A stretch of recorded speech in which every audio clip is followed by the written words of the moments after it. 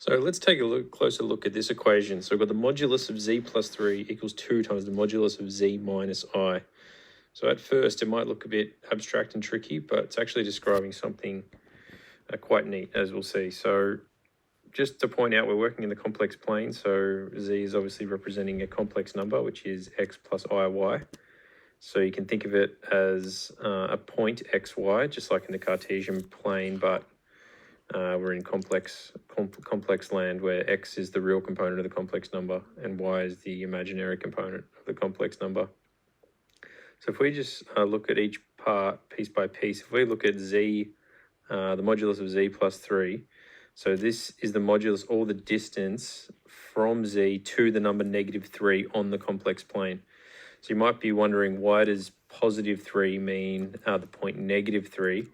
But remember that the modulus of z minus a gives the distance from z to some point a. So the modulus of z plus 3 is actually the same thing as the modulus of z minus -3. So it tells us that we're measuring the distance from z to the point -3.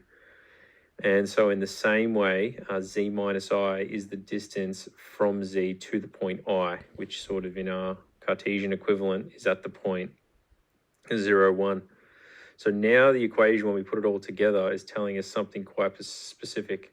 It's saying that the distance from z to -3 is exactly twice the distance from z to I.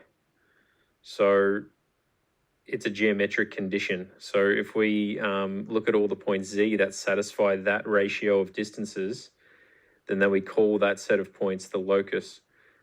And in this case, it actually gives us a circle. So if we just work through the algebra to find the equation of that circle, we'll see that we end up with x minus 1 squared plus y minus 4/3 squared equals 40 on 9.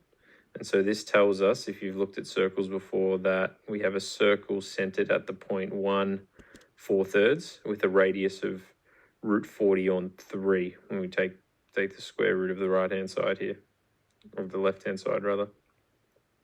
So even though the original equation was all about the modulus and complex numbers, the final result is something that we can actually draw out in the complex plane.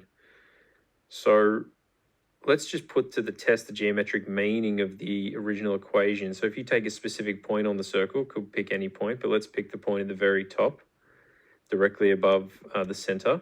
Because this point is on the circle, we know that it satisfies the condition that its distance to the point -3 should be exactly twice its distance to the point I.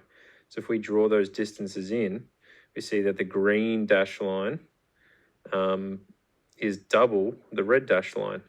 And so we can see that the ratio of green to red is 2. So we have this sort of perfect match where we have this geometric condition that must be satisfied that helps us determine all the points, and all those points trace out a circle. So a single condition, being a ratio of distances, traces out a nice circle in the complex plane. So yeah, I think it's pretty neat. If you found this video helpful, give us a thumbs up. Let us know how you're going with all your maths stuff, and talk to you soon.